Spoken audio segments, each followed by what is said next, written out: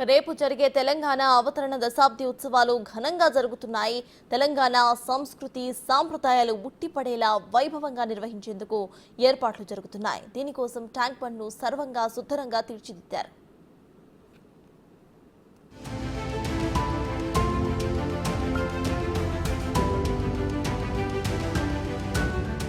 June 2వ తేదీన తెలంగాణ రాష్ట్ర అవతరణ దశాబ్ది ఉత్సవాల్ని ఘనంగా నిర్వహించేందుకు ప్రభుత్వం నిర్ణయించింది.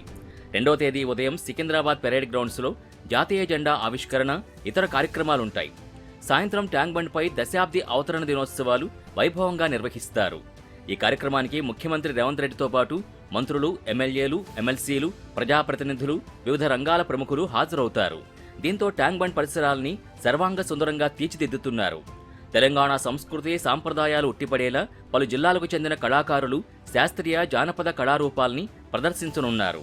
ఉత్సవాలకి ప్రజలు పెద్ద ఎత్తున హాజరు కానుండడంతో ఇబ్బందులు తలెత్తకుండా అధికారులు చర్యలు తీసుకుంటున్నారు. అన్ని శాఖల అధికారులు ఏర్పాట్లలో నిమగ్నమయ్యారు. వైద్య ఆరోగ్య శాఖ ఆధ్వర్యంలో ప్రత్యేక మెడికల్ క్యాంపులు ఏర్పాటు చేస్తున్నారు.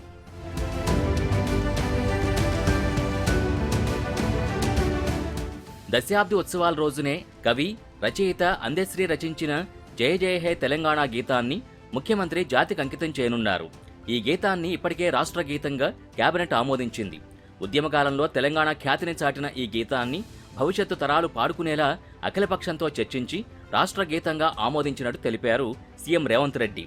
ఈ గీతానికి కీరవాణి సంగీతం సమకూర్చారు. తెలంగాణ లోగోలో కూడా మార్పులు చేసి దశాబ్ది ఉత్సవాల రోజే విడుదల చేయాలని ప్రభుత్వం భావించింది.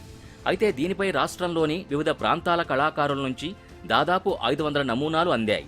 దీంతో చిహ్నానికి సంబంధించి తుది రూపమేదీ ఖరారు కాలేదు. అసెంబ్లీలో చర్చించి అందరికీ ఆమోదయోగ్యంగా ఉండేలా, తెలంగాణ ప్రతిష్ట ఇనుమడించేలా, భావితరాలకు స్ఫూర్తిదాయకంగా ఉండే రాజముద్రని అందుబాటులోకి తీసుకొస్తామన్నారు సీఎం రేవంత్ రెడ్డి.